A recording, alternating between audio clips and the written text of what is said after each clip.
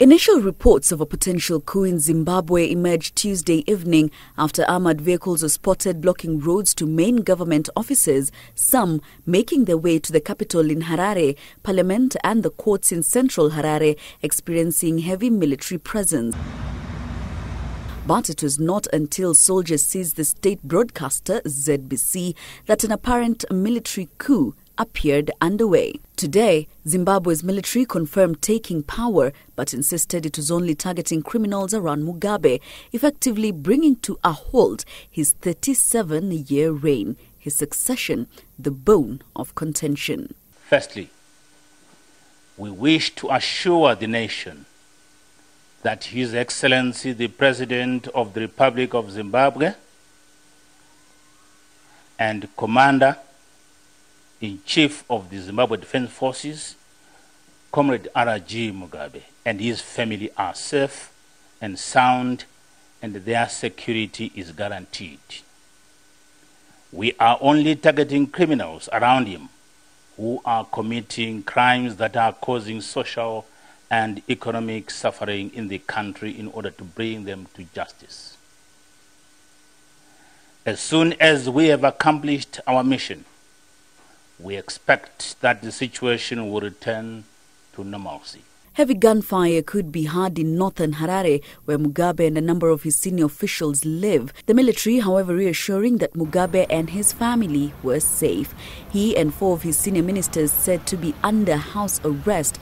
Mugabe is said to have spoken by telephone to South Africa's President Jacob Zuma, reportedly confirming he was but confined to his home, according to the South African president. I've taken a decision to send an envoy to be able to contact the leaders of the Defense Force who have undertaken these operations, but also to meet with President Mugabe so that we have a more clear picture of what is happening in Zimbabwe. The military, ZDF, taking issue with First Lady Grace Mugabe's ascension to power, that she was poised to take over from her husband, appeared to be the reason behind the apparent coup. I'm hoping that the Defense Force will not move and do more damage, that they will be able to respect the Constitution of Zimbabwe as well as the people of Zimbabwe, so that this situation does not go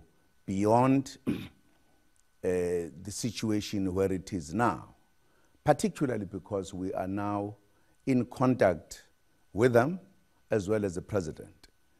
We are hoping that this situation is going to be controlled so that peace and stability comes back to Zimbabwe. Tensions have been building in Zimbabwe after Mugabe fired his VP and presumed successor, Emmerson Mnangagwa, a powerful figure in the ruling ZANU-PF party whose lifetime membership was also stripped.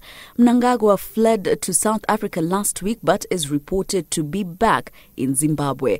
The firing of Mnangagwa believed to be a move aimed at clearing the way for the First Lady to take over as VP. Many expected Grace Mugabe to be appointed Vice President in Mnangagwa's place at the ZANU-PF Special Congress next month. Grace is now rumoured to have fled to Namibia. General Constantino Chiwenga, an ally of former VP Mnangagwa, demanded on Monday that President Mugabe immediately cease purging the former vice president's allies in the party and in government, and threatened to step in if the purge did not stop. Jackie Maribe, JKL.